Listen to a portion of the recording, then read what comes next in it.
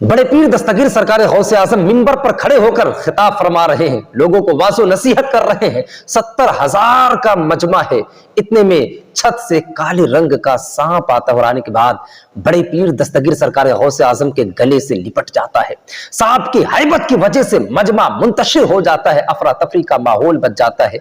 लोग सांप के डर की वजह से भागने लगते हैं कि कहीं सांप मुझे काट ना ले।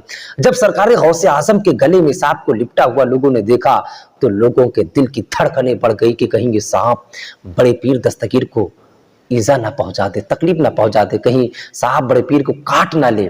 मगर वो सांप आपके गले से लिपटा तो है, मगर बड़े पीर दस्तगीर रजी अल्लाह ताला अन्हु खिताब फरमाए जा रहे हैं, आप सांप से खौफ नहीं खा रहे हैं।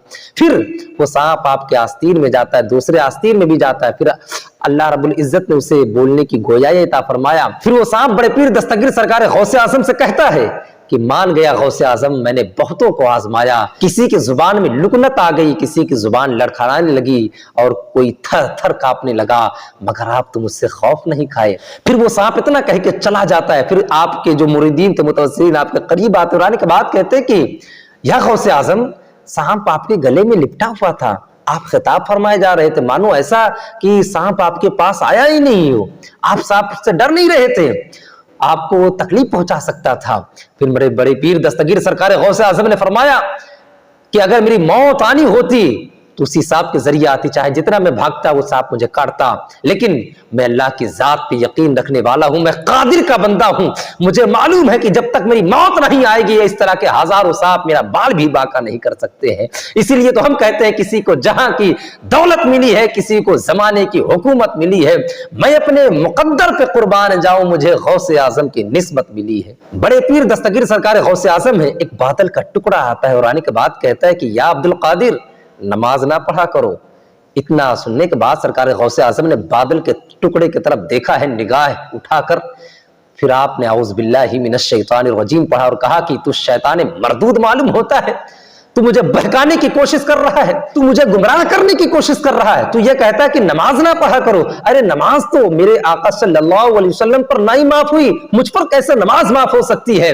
तू मुझे शैतान मरदूद मालूम होता है। इतना जैसे इस शैतान ने सुना, उसने कहा कि या गौसे आजम, तुम्हें तुम्हारे इल्म ने बचा लिया, वरना आज मैं तुम्हें गुमराह कर देता। फिर बड़े पीर दस्तगीर सरकार गौसे आजम ने फरमाया कि अब भी तू मुझे गुमराह करने पे लगा हुआ है। अरे मुझे मेरे इल्म ने नहीं बचाया, बल्कि मुझे मेरे परवरदिगार आलम ने बचाया है। कसमें दे दे के खिलाता है पिलाता है तुझे, प्यारा अल्लाह तेरा, चाहने वाला तेरा, वाह क्या मर्तबा गौस है बाला तेरा, ऊंचे ऊंचों के सरों से है कदम आला तेरा, और सर भला क्या कोई जाने की है कैसा तेरा, औलिया मलते हैं आंखें वो है तलवा तेरा, औलिया मलते हैं आंखें वो है तलवा तेरा। सरकार गौसे आजम के दीवानों, कादरियों, कान खोल कर सुन लो।